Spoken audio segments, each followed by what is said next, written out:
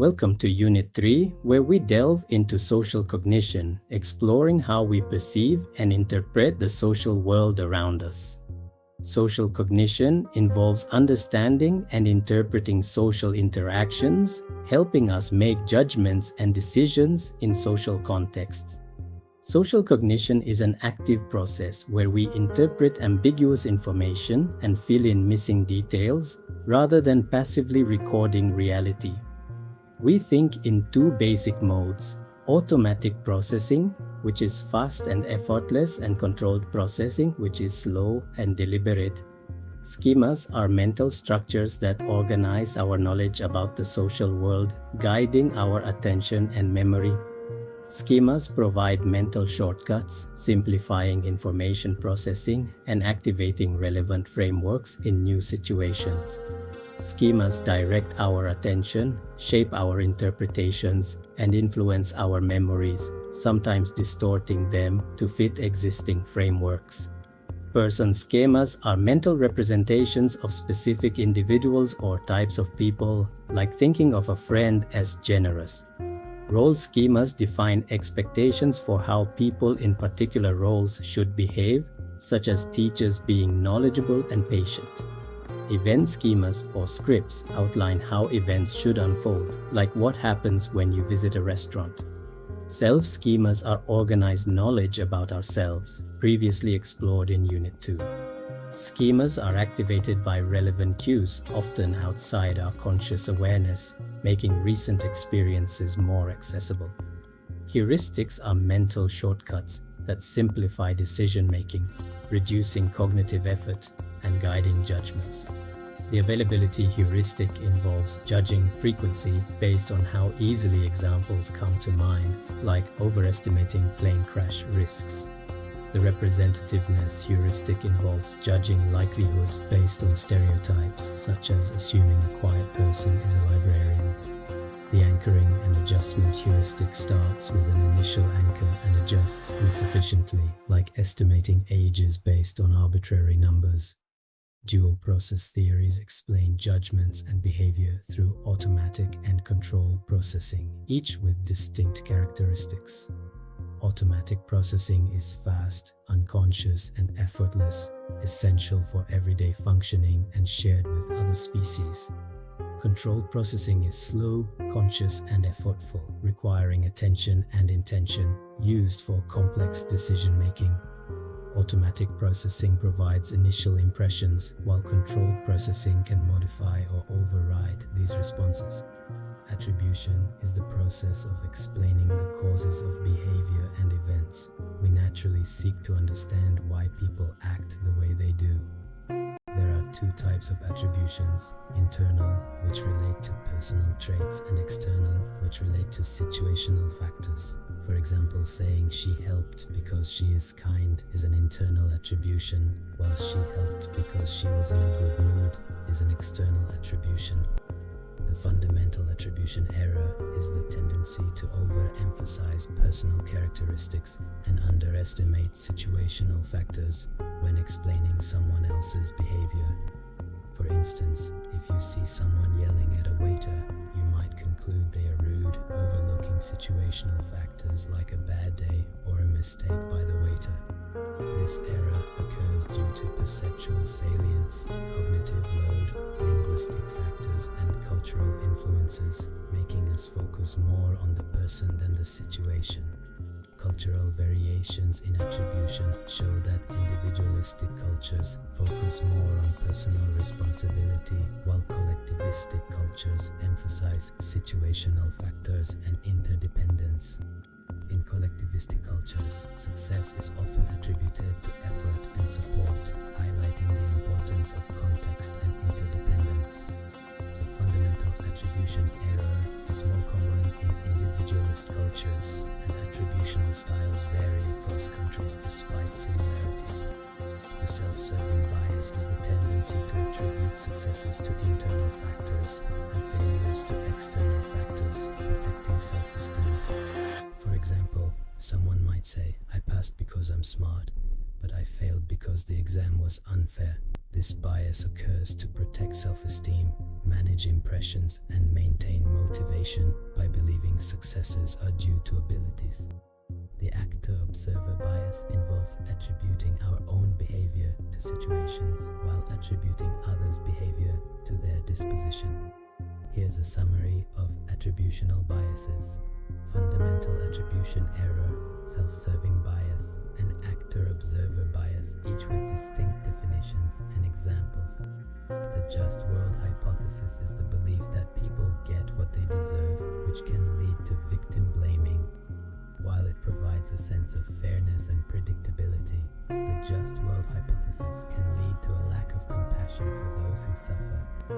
The ultimate attribution error involves attributing negative behavior of out-group members to disposition and in-group members to situational factors, with the opposite for positive behavior. For example, out-group success might be attributed to luck, while in-group success is seen as due to ability and effort. AI is increasingly integrated into daily life, performing tasks like playing music and controlling appliances, raising questions about social cognition. A key question arises: do humans treat AI agents as social beings? The social being perspective suggests that people often treat AI agents as social beings, supporting the media equation theory. The cyberball experiment reveals how humans perceive AI as social beings. In this study, researchers used the cyberball paradigm to explore how people react when an AI virtual agent is ostracized by a human. Key findings show that participants unconsciously applied social norms of inclusion, compensating the ostracized AI agent by tossing the ball more frequently, just as they would with a human. Interestingly, age played a role in these interactions. Younger participants were less likely to apply the inclusion norm, highlighting generational differences in AI perception. Participants showed increased sympathy towards the ostracized AI agent, but did not devalue the human player for their behavior, indicating a complex perception of AI. AI's influence on cognition and behavior is profound. The concept of sycophantic AI shows that AI systems affirm users' actions more often than humans, shaping user behavior. In cases involving deception or harm, receiving advice from affirming AI made people more self-centered and less able to see others' perspectives. AI suggestions can significantly influence attitudes on politically charged issues, demonstrating AI's power in shaping societal views. Biased AI writing assistants can shift users' attitudes, contributing to polarization and spreading biased perspectives, raising concerns about cognitive impacts. The Bayesian predictive inference framework explores how AI filters affect social cognitive processes, potentially impacting human sociability over time. AI systems can autonomously develop social conventions without explicit programming, posing implications for designing AI that aligns with human values. Multi-agent AI systems are being studied as social groups, leveraging large language models to understand their influence on human social cognition. Applying machine learning to human language results in semantic biases, replicating known biases as measured by the implicit association test. AI systems contain various biases, raising concerns in healthcare, employment, and criminal justice, where biased decisions can have significant impacts. In social work, it's crucial to critically evaluate AI tools, advocate for fair systems, and be aware of AI's impact on clients and communities. Key findings on AI and social cognition highlight how AI can trigger automatic social responses and influence attitudes, shaping human norms and cognition. Social cognition is efficient but prone to systematic errors due to reliance on schemas and heuristics, leading to common cognitive errors. Understanding 4 common cognitive errors: confirmation bias, spotlight effect, false consensus effect, and self-fulfilling prophecy is the first step towards reducing them. Confirmation bias involves seeking information that confirms existing beliefs while ignoring contradictory evidence, perpetuating stereotypes and prejudices.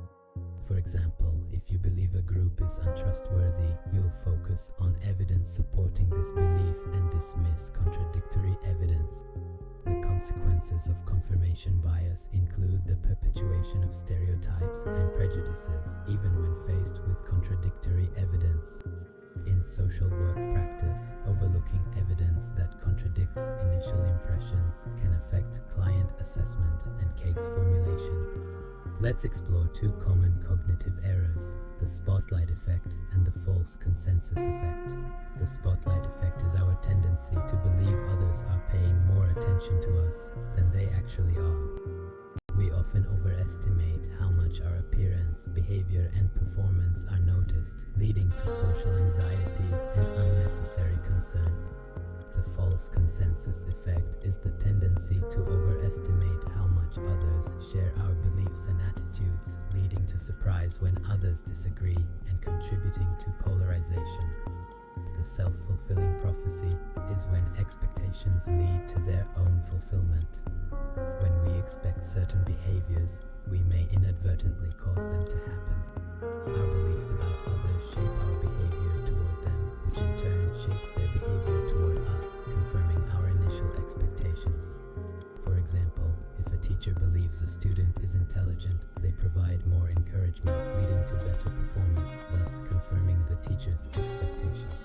Conversely, negative expectations can lead to poor performance, highlighting the power of our beliefs. Let's review common errors in social cognition: confirmation bias, spotlight effect, false consensus effect, and self-fulfilling prophecy. To reduce these errors, we can use evidence-based debiasing strategies categorized into three types. The first strategy is changing mental representations by personalizing and recategorizing individuals. The second strategy involves training away bias through counter-stereotyping and evaluative conditioning. The third strategy is exerting control over bias by self-regulating prejudice and breaking prejudice habits. The consider the opposite strategy is a powerful debiasing technique that involves considering possibilities that contradict our initial beliefs. This strategy is effective because it reduces bias more than simply trying to be fair and unbiased. It works by engaging controlled processing and overcoming automatic biases. For attributional errors, apply strategies like perspective taking, the 20 questions approach, cultural awareness, and accountability. Thank you for your attention. See you next time.